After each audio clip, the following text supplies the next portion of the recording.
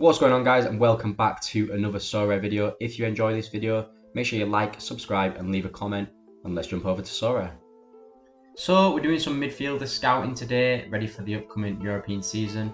You guys seem to be really enjoying the scouting videos recently, so make sure you keep up the support on this one and we'll keep them coming. So first up, we've got Nemanja Gudelj. I don't know if that's how you pronounce it, but he costs 50 on the cap. He's less than £2 currently for his limited card. And as you can see,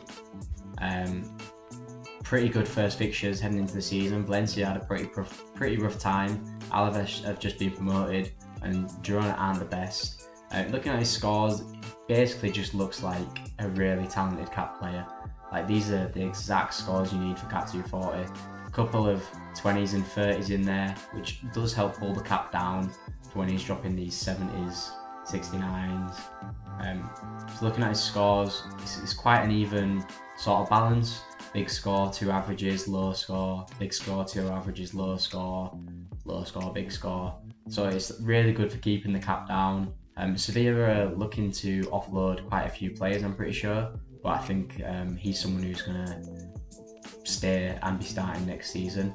They've also got European utility, and I think they're going to be a little bit more competitive as well, because they had a really tough start last season and weren't looking good when we got to the midway point, but they really started to pick it up at the end, and I think they managed to finish around mid-table, so it's quite impressive from how bad they were at the start.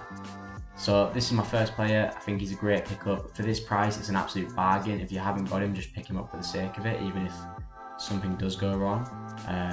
But yeah, great price, great player. Definitely recommend him for Cap240. So next up is Jules Gaudin. Again, he's only around £2. He's playing in the French second division at the minute. He's only 45 on the cap, but you can see his last 5 games have been pretty impressive. So we'll go and take a look at his scores, and you can see here, again, he's got these really low scores, but these are a lot of them are due to sub appearances. He wasn't that much of a consistent starter. But he does manage to get decisives, and some of these are just really good AA as well, like 42 AA there. So he's showing that like 20, 13, 12, 42. He's pretty consistent on his AA game once he gets the start, and he really found his way into the team from like towards the end of the season. And they also found a really good run of form after he did make his way into the team. I think he was on loan last season, I want to say, and he's going back to his normal team this season. He's still under 23, so I think when he heads back, he's either going to get minutes or go out on another loan. Looking at how well he did on this loan, I think he could be getting minutes for his original team. So for £2, a player that's under 23, a really good cap player, because he can put up these 60s, 70s just from AA on any random game week. So I think he's a great cap player. If you guys haven't got him, £2, just go and pick him up, because he's going to make you that back in cap mode. Well, if you win 1 cap, then you've already made, what, 250% on this card just from winning 1 cap, and all you got to do is catch him on one of these weeks where he's scoring 50 plus, and it's a great start for your cap mode. So that's the second player, and we'll go and take a look at probably a few more familiar players for the next bunch. So this is a Premier League option that I really like. It's James Garner. He's got 2 years left on his under 23 utility, and as you can see, he's only about £5.50. He's only costing 45 on the cap. He's been pretty impressive for England at the under 21 Euros. He's been playing really well. They haven't actually conceded a goal yet, and he's been playing right back for England, I'm pretty sure. And as you can see, he did manage to get himself a lot of minutes for Everton towards the end of the season. A couple of sub appearances here, but then really made his way into the team. So I think next season he's going to be like a lot better. He's going to get a lot more minutes, and I think he can really break into this midfield, especially if like they're trying to phase out someone like Garner who's getting old. Garner, his contract might have actually even expired. He might be moving on or something, but either way, I think James Garner's going to get a lot of minutes wherever he's playing football next season. And yeah, his scores, we look at his scores in the Premier League, it hasn't been too impressive, but he's playing for a really, really poor Everton side. Everton have got to be better this season. I still don't think they're going to be great, but I don't think they're going to be scrapping it out, like in the relegation zone, could be going down on last day of the season. I think they could be in relegation talks, but I don't think they're going to be in such a tight battle. This is one of the best relegation battles we've seen in the Premier League for quite some time, and they didn't really help themselves with this massive poor run of form heading into the last couple of days of the season.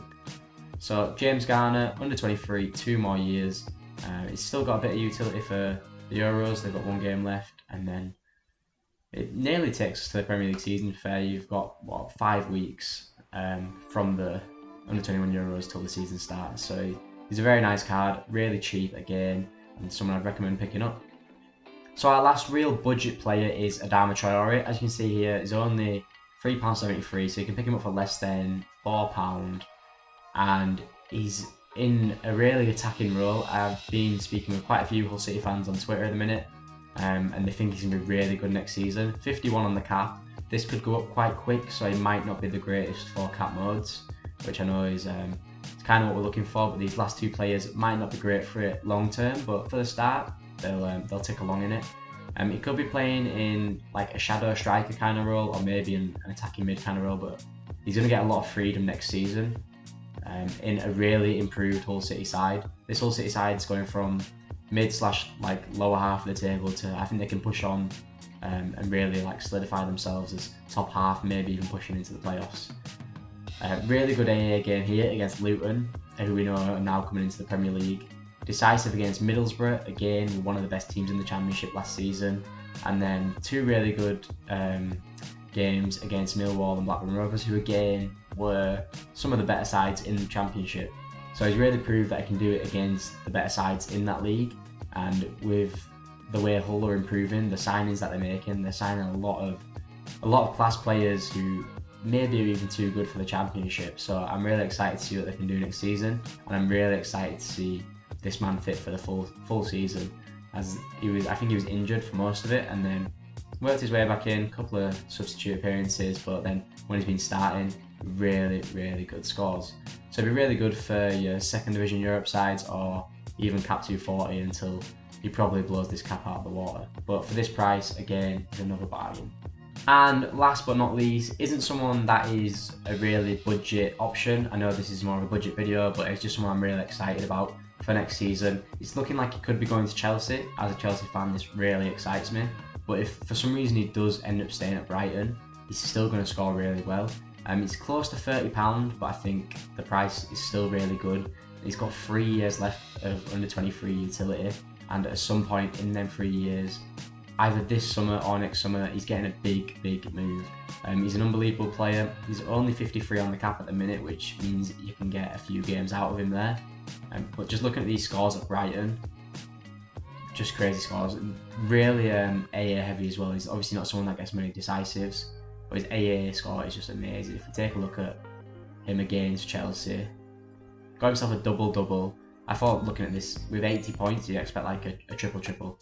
But no, a double, and he still managed to get 45 points, 7 tackles there, 12 Jules won. He's just a ridiculous player. He's an absolute machine in the midfield. And if he comes to Chelsea, which I'm hoping he does, it's looking like around £100 million deal. But if he comes to Chelsea, he's going to score amazing in that midfield next to Enzo Fernandez. He's going to be starting more or less every game and producing some big scores. If he does stay at Brighton for whatever reason, they've got a really good start to the season as well. So I think he's not a cheap player, but he still offers really good value for the scores that he's gonna give you. So if you've got a little bit more of a budget, then Caicedo is definitely someone you should look at picking up, because he's one of my favourite Premier League midfielders actually. With his age, his price on Sorare, and the scores that he produces. So yeah, that's it guys. That's my 5 favourite saying budget midfielders heading into next season, but it's more midfielders that offer value for their price. So thanks for watching. I hope you enjoyed. Make sure you like, subscribe, and check out the other videos, and I'll see you next time.